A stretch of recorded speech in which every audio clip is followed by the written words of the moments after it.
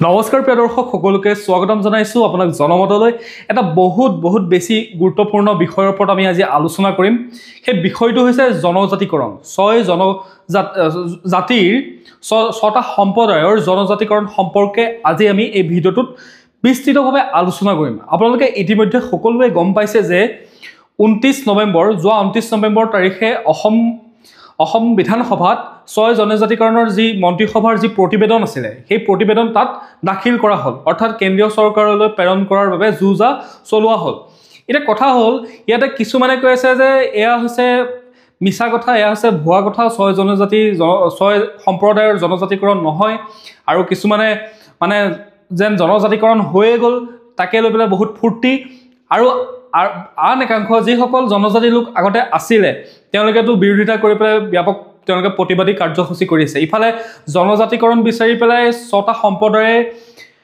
অসমত দীৰ্ঘ সময়ৰ পৰা ব্যাপক ৰূপত প্ৰতিবাদ কৰি আহিছে আৰু ইফালে জনজাতিকৰণৰ বিৰোধিতা কৰি পেলাই প্ৰতিবাদ হৈ আছে আমি সেই গোটেই কথাবিলাক আলোচনা কৰিম তাৰ আগতে এটা কথা আপোনালোকে জানি লোৱাটো প্ৰয়োজন সব মন্ত্ৰীসকল বিধায়কসকল বা নেতাসকলে অনেক ধৰণৰ তেওঁলোকে কি কথা কৈ আছে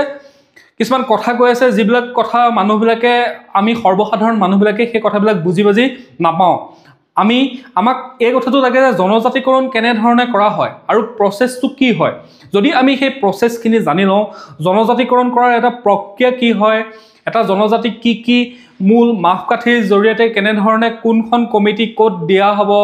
লোকসভাত দিয়া হ'বনে ৰাজ্যসভাত যাবনে কেন্দ্ৰীয় চৰকাৰে কি পৰ্যায়ৰ মাজেৰে এটা জনজাতি এটা সম্প্ৰদায়ক জনজাতিকৰণ কৰে এই কথাখিনি যদি আমি জানি লওঁ তেতিয়াহ'লে আমি গোটেই খেলটো গম পাই যাম বিৰোধীয়ে হওক বা শাসনত থকা মানুহসকলে তেওঁলোকে নিজৰ ৰাজনৈতিক লাভালাভৰ বাবে বা অন্যান্য ধৰণৰ কিছুমান তেওঁলোকৰ ধাৰণাৰ কৰি তেওঁলোকে কিছুমান কথা কৈ থাকে যিসমূহ সৰ্বসাধাৰণ মানুহ আমি আভুৱা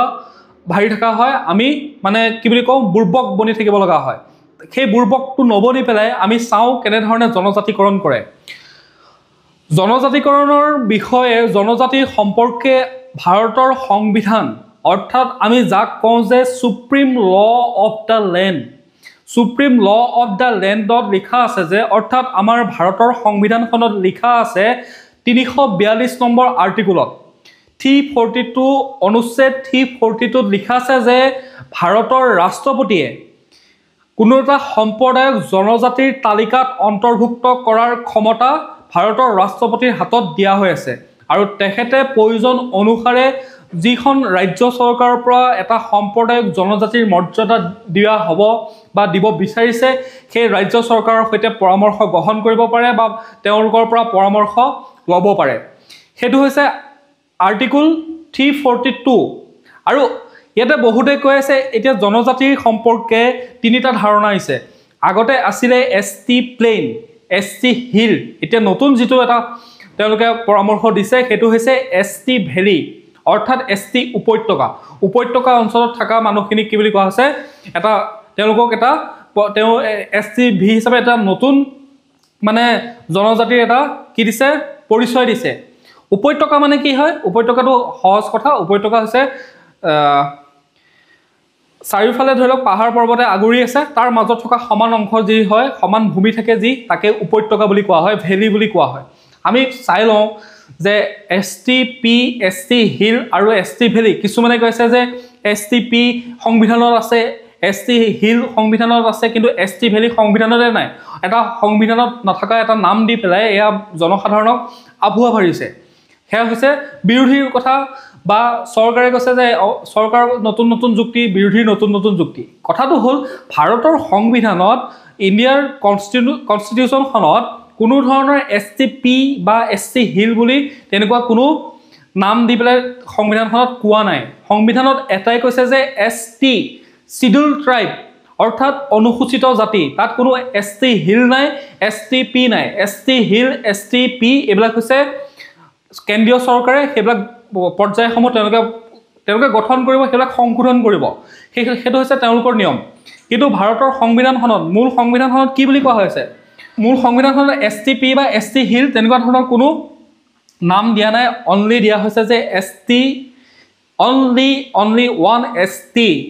অৰ্থাৎ শিডিউল ট্ৰাইব তেতিয়াহ'লে STP যদি ক্ৰিয়েট কৰিব পাৰিছে সৃষ্টি কৰিব পাৰিছে ST হিল যদি সৃষ্টি কৰিব পাৰিছে তেতিয়াহ'লে ST ভিউ সৃষ্টি কৰিব পাৰিব এটো কোনো অসম্ভৱ কথা এটা নহয় এটো এটা সম্ভৱ কথাই বুজি পালে হেতু হৈছে খালি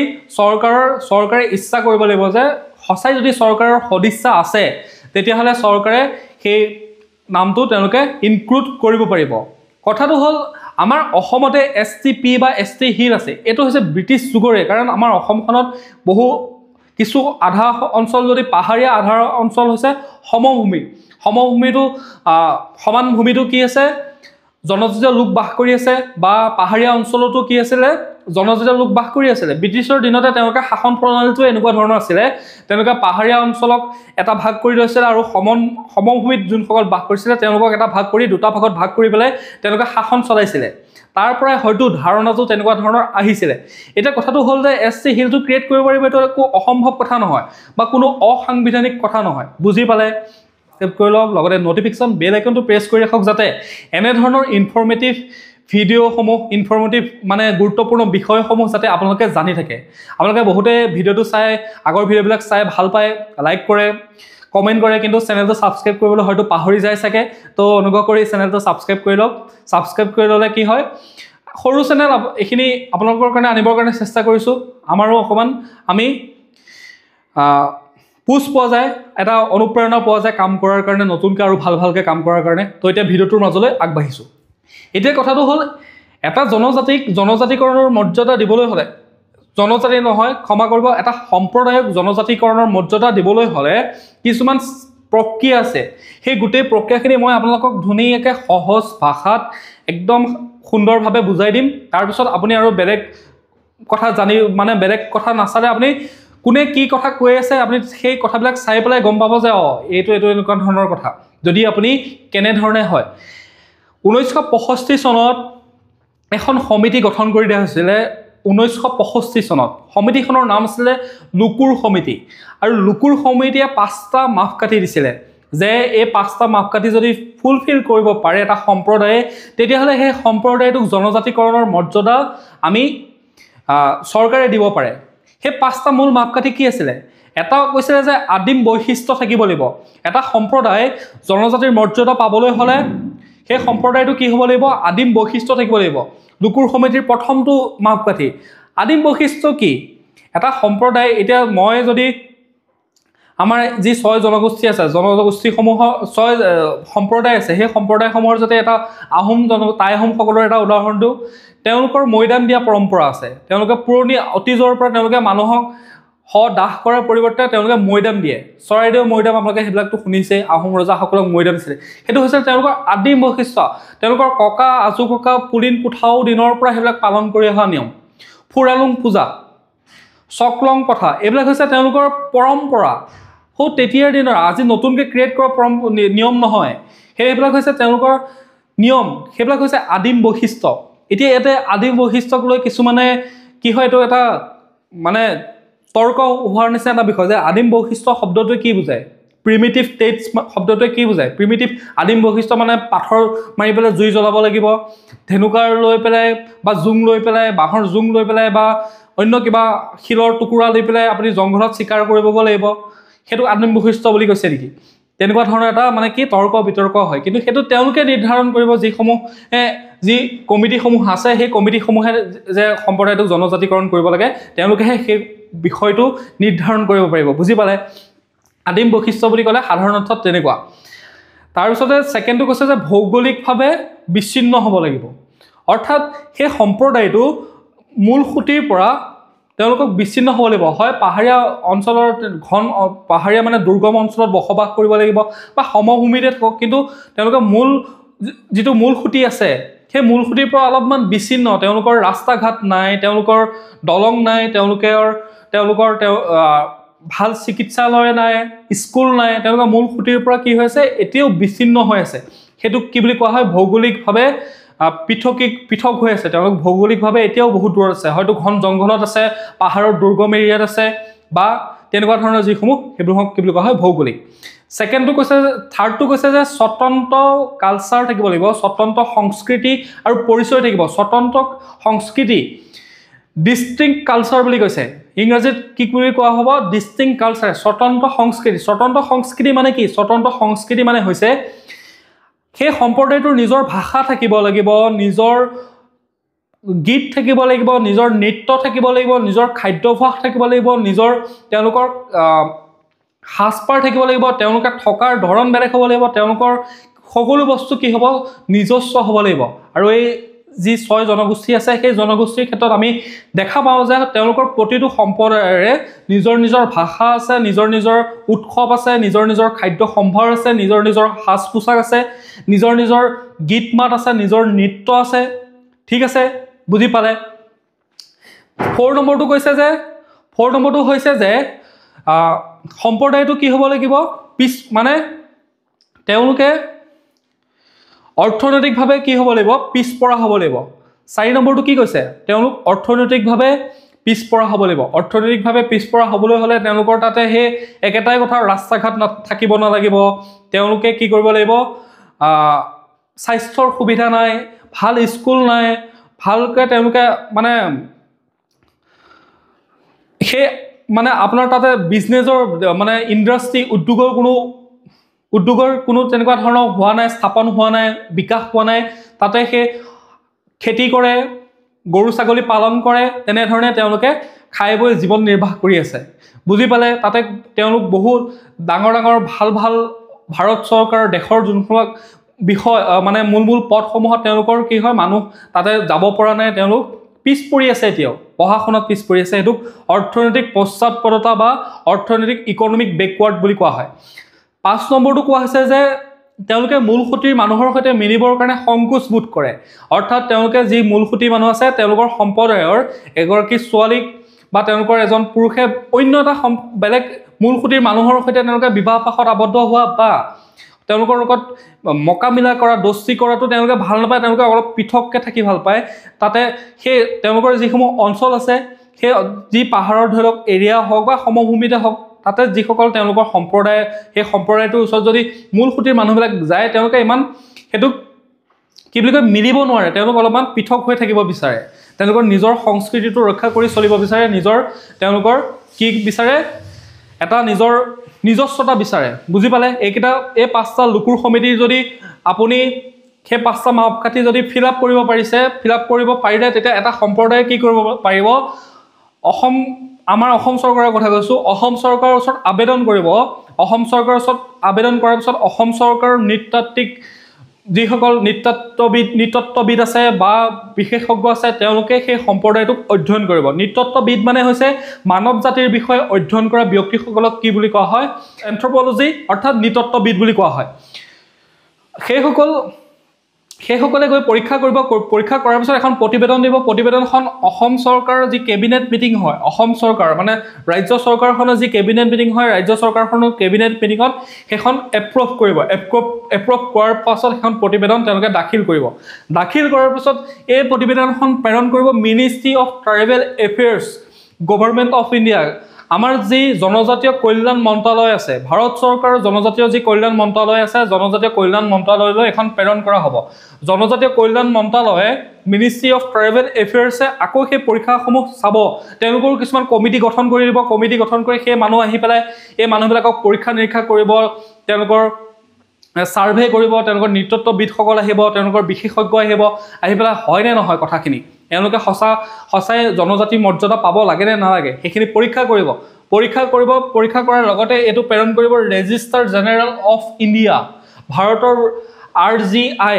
ৰেজিষ্টাৰ জেনেৰেল অফ ইণ্ডিয়ালৈ এখন প্ৰেৰণ কৰিব যে জনজাতিটোৰ জনসংখ্যা কিমান পুৰুষ মহিলাৰ অনুপাত কিমান শিক্ষিতৰ হাৰ কিমান জনজাতিটোৰ ক'ত বসতি আছে জনজাতিটোৰ মানে জনসংখ্যা কিমান সেই গোটেই কথাখিনি জনসংখ্যা কিমান শিক্ষিতৰ হাৰ কিমান পুৰুষ মহিলাৰ অনুপাত কিমান তেওঁলোক কিমান বেকৱাৰ্ড এই ডাটাবিলাক ক'ত থাকিব ৰেজিষ্টাৰ জেনেৰেল অফ ইণ্ডিয়া সেই ডাটাখিনি দিব এই গোটেই ডাটাখিনি প্ৰতিবেদনখন national commission of schedule tribe ভাৰতৰ অনুসূচিত জনজাতি মানে অনুসূচিত জাতি আপোনাৰ কমিশ্যন যিখন আয়োগ আছে national commission of scheduled caste বা national commission of schedule caste নহয় national commission of schedule tribe national commission of schedule ট্ৰাইবলৈ এখন প্ৰেৰণ কৰিব ঠিক আছে নেশ্যনেল কমিশ্যন অফ শিডিউল ট্ৰাইবতো সেই আকৌ একে প্ৰক্ৰিয়া তেওঁলোকৰ আয়োগ আছে তেওঁলোকে কি কৰিব কমিটি আছে তেওঁলোকে সেইসমূহ পৰীক্ষা কৰিব হয়নে নহয় তাৰপিছত এখন প্ৰতিবেদন প্ৰস্তুত কৰিব এই গোটেই ministry of tribal affairs register general of India national commission of schedule tribe তেওঁলোকে এখন কমিশ্যন গঠন মানে এখন প্ৰতিবেদন গঠন কৰি পেলাই তেওঁলোকে লোকসভা আৰু ৰাজ্যসভালৈ এখন প্ৰেৰণ কৰিব লোকসভা আৰু ৰাজ্যসভালৈ প্ৰেৰণ কৰাৰ আগতে আমাৰ যি কেন্দ্ৰীয় কেবিনেট আছে আমাৰ এতিয়া প্ৰধানমন্ত্ৰী মোদীৰ নেতৃত্বত যিখন কেন্দ্ৰীয় কেবিনেট গঠন আছে কেন্দ্ৰীয় কেবিনেট হয় সেই কেন্দ্ৰীয় কেবিনেটত এখন দিব কেন্দ্ৰীয় কেবিনেটে আকৌ পৰীক্ষা কৰি পেলাই সেইখন কি কৰিব তেওঁলোকে লোকসভা আৰু ৰাজ্যসভাত পাছ কৰিব লোকসভা আৰু ৰাজ্যসভাত কি হ'ব লাগিব এখন সংশোধন হ'ব লাগিব এখন বিধেয়ক আনিব আগৰ যিখন বিধেয়ক আছিল এখনক সংশোধনী এমেণ্ডমেণ্ট বিল এখন আনিব এমেণ্ডমেণ্ট বিলখন আনি পেলাই এখন তেওঁলোকে কি কৰিব আপাৰ হাউচ আৰু লোৱাৰ হাউচ অৰ্থাৎ লোকসভা আৰু ৰাজ্যসভাত সাধাৰণ সংখ্যাগৰিষ্ঠ ভোটৰ দ্বাৰা এখন বিল পাছ হ'ব লাগিব বিলখন পাছ হোৱাৰ পাছত আহিব আমাৰ মহামহিম ৰাষ্ট্ৰপতি মহোদয়ৰ ওচৰলৈ ৰাষ্ট্ৰপতি মহোদয়ৰ ওচৰলৈ অহাৰ লগে লগে ৰাষ্ট্ৰপতি মহোদয়ে যেতিয়া ইয়াতে ষ্টাম্পটো এনেকৈ মাৰি দিব যেতিয়া তেওঁ চিল মোহৰ মাৰি দিব চিল মোহৰ মাৰি দিয়াৰ লগে লগে এইখন গেজেট পত্ৰত অৰ্থাৎ ভাৰত চৰকাৰৰ ৰাজপত্ৰখনত প্ৰকাশ হ'ব যে এই টাই আহোম কোচ ৰাজবংশী চুতীয়া মৰাণ মটক চাহ জনগোষ্ঠীক জনজাতিৰ তালিকাত অন্তৰ্ভুক্ত কৰা হ'ল বুজি পালে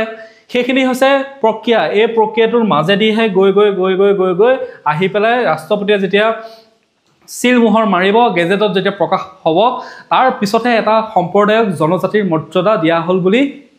মানে সম্পূৰ্ণ হ'ল আজিৰ পৰা সেই সম্প্ৰদায়টো জনজাতি হ'ল কিন্তু এতিয়াও বহু দূৰ আছে লক্ষ্যলৈ বহু দূৰ বাকী আছে এইখিনি গোটেইখিনি কামখিনি হ'ব লাগিব কি হয় কি নহয় এইটো মই ক'ব নোৱাৰোঁ এইটো চৰকাৰৰ সদিচ্ছা থাকিলে চৰকাৰে যদি বিচাৰে তেতিয়াহ'লে হ'ব আৰু এই কামখিনি চৰকাৰে বিচাৰিলেও এদিনতে কৰিব পৰা কাম নহয় বা সম্প্ৰদায়টোৱে বিচাৰিলেও এদিনতে হোৱা কাম নহয় এইটো হ'বৰ কাৰণে মিনিমাম 5 বছৰ মেক্সিমাম 15 বছৰলৈকে প্ৰয়োজন হয় কাৰণ ইখন কমিটিয়ে পৰীক্ষা কৰিব সিখন কমিটিয়ে পৰীক্ষা কৰিব পৰীক্ষা নিৰীক্ষা চলি থাকিব লাহে লাহে যদি চৰকাৰ সদিচ্ছা থাকে 3-4-5 বছৰৰ ভিতৰত এটা সম্প্ৰদায়ক জনজাতিৰ মৰ্যাদা দিব আৰু যদি চৰকাৰে নিবিচাৰে চৰকাৰেটো মেইন হয় মূল চৰকাৰে যদি নিবিচাৰে 15 বছৰ 20 বছৰ গুচি যাব বুজি পালে কিন্তু কথাটো হ'ল কি যেটো সংবিধান সংশোধনৰ কথা আহিছে STV সংবিধানত ভাৰতৰ সংবিধানত কতো ST হিল ST প্লেন বুলি কতো উল্লেখ নাই সংবিধানত অকল এটাই আছে ST মানে শিডিউল ট্ৰাইব পাহাৰত থাকে ভৈয়ামত থাকে ডাজ নট মেটাৰ কথাটো হ'ল কি শিডিউল ট্ৰাইব হ'ব লাগিব শিডিউল ট্ৰাইব হ'বলৈ কাৰণে ST ভেলি ইনক্লুড কৰিছে এইটো সংবিধান সংশোধন কৰি সংবিধান সংশোধনৰ ক্ষেত্ৰত কি কৈছে বেসিক ষ্ট্ৰাকচাৰটো ৰাখি পেলাই সংবিধান সংশোধন কৰিব পাৰি বেসিক ষ্ট্ৰাকচাৰটো যদি হাৰ্ম হৈছে তেতিয়াহ'লেহে সংবিধান সংশোধন কৰিব নোৱাৰি বেসিক ষ্ট্ৰাকচাৰ অৰ্থাৎ যদি শিডিউল ট্ৰাইবটোক যদি আপুনি শিডিউল ট্ৰাইব শব্দটোৱে নাইকিয়া কৰি দিব বিচাৰে তেতিয়াহ'লে এইটো বেসিক ষ্ট্ৰাকচাৰ আপুনি মোৰ যদি এটা মানুহৰ যদি হাতখনে কাটি দিয়ে ভৰিখনে কাটি দিয়ে আপুনি যদি তেওঁৰ মাথাটোৱে কাটি দিয়ে তেতিয়াহ'লে সেইটো কি বুলি কোৱা হয় যে বেসিক ষ্ট্ৰাকচাৰটোৱে নাইকিয়া কৰি দিলে হেতুক আপুনি যদি তাৰপিছত কব এনেকৈ ৰিপেয়াৰ কৰিম তেনেকৈ নহ'ব আপুনি যদি মোৰ চুলিকিডাল মিলাই দিছে দাড়িকিডাল মিলাই দিছে সেইটো একচেপ্টেবল ঠিক সেইদৰে আমাৰ ভাৰতৰ সংবিধানৰ বেসিক ষ্ট্ৰাকচাৰ সলনি কৰিব নোৱাৰি কেশৱানন্দ ভাৰতী কেছ হৈ গৈছে সেইবিলাক বাৰু এতিয়া কৈ নাথাকো কথাখিনি বহলি গৈ থাকিব বেসিক ষ্ট্ৰাকচাৰ ৰাখি পেলাই সংবিধান সংশোধন কৰিব পাৰি আৰু যদি চৰকাৰে বিচাৰে চৰকাৰে যদি ভাবে দিম বুলি তেতিয়াহ'লে দিব আৰু মূল কথাখিনি হ'ল এইখিনি এই প্ৰক্ৰিয়াটোৰ মাজেদি গৈ পেলাইহে এটা সম্প্ৰদায়ে জনজাতিৰ মৰ্যাদা পাব পাৰিব ঠিক আছে তো আমাৰ যিসকল নেতাসকল থাকে নেতাসকলে যি কথা কৈ থাকে বিৰোধীয়ে হওক শাসনত থকা নেতাসকলে হওক সেই কথাবিলাক হয় কি তেওঁলোকে আধাকে কথাবিলাক কয় তো জনতা বিভ্ৰান্ত হয় আপোনালোকে যদি এই ভিডিঅ'টো চাইছে তেতিয়াহ'লে বুজি পাব যে হয় কিন্তু মেইন কথা হ'ল ভাৰতৰ সংবিধানৰ 342 অনুচ্ছেদত এটা সম্প্ৰদায়ক ৰাষ্ট্ৰপতিয়ে জনজাতিৰ তালিকাত অন্তৰ্ভুক্ত কৰিব পাৰে আৰু প্ৰয়োজন সাপেক্ষে ৰাজ্য চৰকাৰখনৰ লগত পৰামৰ্শ আদান প্ৰদান কৰিব পাৰে। ৰাষ্ট্ৰপতিৰ হাতত সেই ক্ষমতাটো আছে, অৰ্থাৎ ৰাষ্ট্ৰপতিয়ে সেই তালিকাত অন্তৰ্ভুক্ত কৰিব লাগিব, ৰাষ্ট্ৰপতিয়ে চাইনটো দিব লাগিব। বুজি পালে? এইখিনি আছিল মূল কথা। সেইকাৰণে ইমান চিন্তা কৰিব নালাগে। জনজাতি হ'বলৈ এতিয়াও এইখিনি প্ৰচেছ কমপ্লিট কৰিব লাগিব, তাৰপিছতহে জনজাতি হ'ব। আৰু এটা মেইন কথা, যিসকল জনজাতীয় লোক আগতে আছিলে তেওঁলোকে এটা কাৰণে ভয় কৰি আছে যে এই যিকেইটা সম্প্ৰদায় আছে, সম্প্ৰদায়কেইটাৰ জনসংখ্যা বহুত বেছি। এওঁলোকে যদি জনজাতিকৰণৰ মৰ্যাদা পায় তেতিয়াহ'লে তেওঁলোকে ভাবিছে যে তেওঁলোকৰ সা সুবিধা নাইকিয়া হ'ব। কিন্তু প্ৰতিবেদনখনত দিয়া হৈছে যে সেই সম্প্ৰদায়খিনি কোনো সা সুবিধা অনিষ্ট নোহোৱাকৈ, তেওঁলোকৰ কোনো অনিষ্ট নোহোৱাকৈ তেওঁলোকে প্ৰতিবেদন প্ৰস্তুত কৰিছে বুলি কৈছে। এতিয়া সেই সম্প্ৰদায়কেইটাই সেইটো কাৰণে তেওঁলোকে চিন্তা কৰি পেলাই প্ৰতিবাদ কৰি আছে, তেওঁলোকৰ হাৰ্ম হয় নেকি তেওঁলোকে যিখিনি সা সুবিধা গ্ৰহণ কৰিছে। কিন্তু মূল কথাটো হ'ল, বহুতে ভাবে যে সংৰক্ষণ ST SC এইটো কথা তেওঁলোকে ভাবে যে চাকৰিটো পালে মানে চাকৰিটোৰ কাৰণেহে সংৰক্ষণ বুলি ভাবে। কিন্তু সংৰক্ষণটো হ'লে অসমত এটা সাংবিধানিক সুৰক্ষা কৱচ হ'ব। যেতিয়া জনজাতীয় সম্প্ৰদায় অৰ্থাৎ জনজাতীয় মানুহ থকা এলেকাত আপুনি মাটি কিনা বেচা সহজে কৰিব নোৱাৰে। কোনোবা বিদেশী আহি পেলাই সেই মাটিত বহি নোৱাৰে, বিদেশী আহি সেই মাটি ল'বহি নোৱাৰে, বা কোনোবা ক'ৰবাৰ পৰা আহিয়ে ডাইৰেক্ট সেই মাটি কিনিব নোৱাৰে। সম্প্ৰদায় যেতিয়া এটা জনজাতি থকা এৰিয়াত, তাৰ লগতে আপোনাৰ লোকসভা আৰু বিধানসভাত আপোনাৰ কাৰণে আসন সংৰক্ষিত হ'ব। তাৰপিছতে আপুনি ভাৰত চৰকাৰ, অসম চৰকাৰ ডাঙৰ আপুনি কি হ'ব, যিবিলাক পদ থাকে সেই পদবিলাকত বা যিসমূহ শিক্ষানুষ্ঠান থাকে সেই শিক্ষানুষ্ঠানসমূহতো কি হ'ব, সংৰক্ষণ হ'ব আপোনাৰ কাৰণে এখন, আপোনাক প্ৰাধান্য দিয়া হ'ব। 100টা যদি পদ থাকে তাৰে 20টা 25টা পদ সংৰক্ষণ কৰি থ'ব, যাতে এই সম্প্ৰদায়টোক আমি সমানে আগুৱাই লৈ যাব পাৰোঁ। তাৰ লগতে আপোনাক অৰ্থনৈতিকভাৱে সুবিধা প্ৰদান কৰা হ'ব। আপোনাৰ অঞ্চলত ৰাস্তা ঘাট নিৰ্মাণ, হস্পিটেল নিৰ্মাণ, শিক্ষানুষ্ঠান নিৰ্মাণৰ কাৰণে কেন্দ্ৰীয় চৰকাৰৰ পৰা, ৰাজ্য চৰকাৰৰ পৰা কোটি টকা দিব, সেইখিনি উন্নতি কৰিবৰ কাৰণে। তাৰপিছত এটা অট'নমাছ কাউন্সিল দিব। অট'নমাছ কাউন্সিল অৰ্থাৎ অটো মানে হৈছে নিজে, আৰু নমছটো হৈছে লেটিন গ্ৰীক শব্দৰ পৰা অহা এটা শব্দ, অৰ্থাৎ ৰুল বা ল, অৰ্থাৎ নিজে নিজৰ শাসন কৰিব পৰা নিয়ম প্ৰস্তুত কৰিবৰ কাৰণে সেই অট'নমাছ দিব। তাৰ কাৰণে আপুনি ডাঙৰ ৰুল সলনি কৰিব নোৱাৰে। আপোনাৰ যিখিনি সৰু তাতে আমাৰ গাঁৱলীয়া অঞ্চলত যিসমূহ প্ৰব্লেম থাকে, সেই সৰু সমস্যাবিলাক আপোনাক সমাধান কৰাৰ কাৰণে পাৱাৰ দিব চৰকাৰে। বুজি পালে? সেইখিনি হৈছে সুবিধা। অকল চাকৰি সুবিধাটোৰ কাৰণে জনজাতি কৰিব লাগে বুলি যিসকলে ভাবিছে, সেইটো তেওঁলোকে ভুল কথা ভাবি আছে। জনজাতি দিলে চাকৰিটো এটা সৰু কথা, এটা মানে যদি জনজাতিকৰণ কৰে, চাকৰিটো এটা সাধাৰণ একেবাৰে নিম্ন এটা কথা। মূল কথাবিলাক হৈছে